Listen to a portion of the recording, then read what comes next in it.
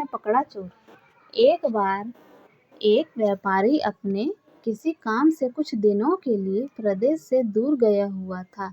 जब वह अपना काम खत्म करके घर पहुंचा तो देखता है कि उसकी पूरी तिजोरी खाली है। उसकी मेहनत की सारी कमाई चोरी हो चुकी है। व्यापारी घबरा गया और उसने अपने घर के सारे नौकरों को बुलाया। व्यापारी के घर में कुल 5 नौकर थे।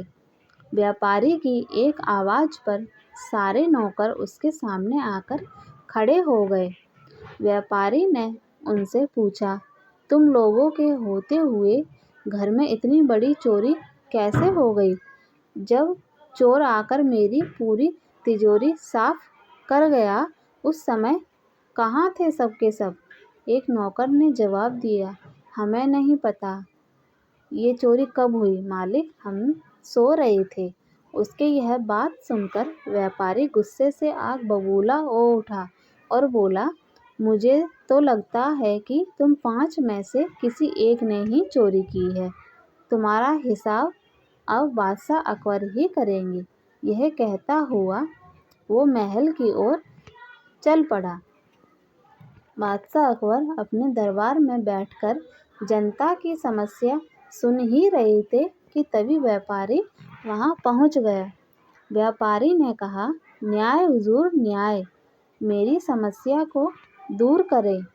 बादशाह ने पूछा, क्या हुआ, कौन हो तुम और क्या है तुम्हारी समस्या? व्यापारी बोला, मैं आप ही के राज्य में रहने वाला एक व्यापारी हूँ।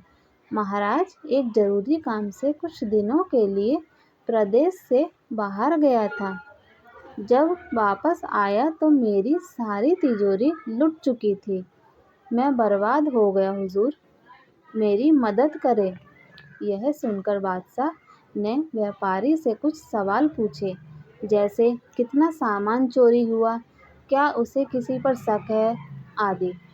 सवालों के जवाब मिलने के बाद अकबर ने व्यापारी का मामला बीरबल को सौंप दिया और कहा कि असली चोर को पकड़ने में बीरबल उसकी मदद करेंगे। अगले दिन बीरबल व्यापारी के घर पहुंचे। उन्होंने सभी नौकरों को बुलाया और उनसे पूछा कि चोरी की रात वो सभी कहाँ थे। सभी ने कहा कि वो व्यापारी के घर में ही रहते हैं और उस रात भी व्यापारी के घर में ही सो रहे थे।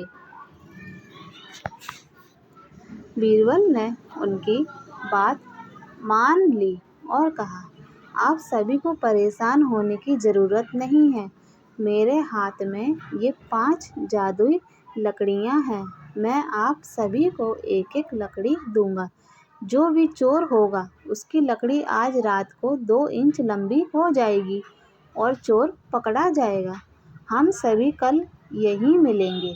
यह कहकर बीरबल ने सबसे हाथ में एक एक लकड़ी पकड़ाई और वहाँ से चले गए। दिन ढल गया। अगले दिन बीरबल फिर से व्यापारी के घर पहुँचे और उन्होंने सभी नौकरों को अपनी लकड़ी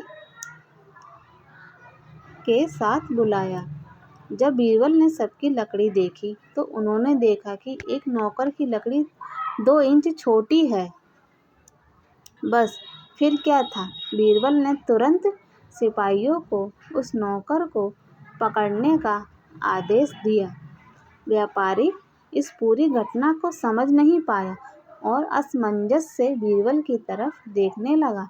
बीरबल ने व्यापारी को समझाया कि कोई जादुई नहीं थी, लेकिन चोर को इस बात का डर था कि उसकी लकड़ी 2 इंच बड़ी हो जाएगी और इस डर से उसने अपनी लकड़ी को 2 इंच काट दिया और वह पकड़ा गया। व्यापारी बीरबल की चतुराई से बहुत प्रभावित हुआ और उसका धन्यवाद किया। सीख, गलत काम चाहे जितना भी चतुराई से किया जाए, लेकिन वो सभी की नज़रों में आ जाता है और उसका अंजाम हमेशा बुरा ही होता है।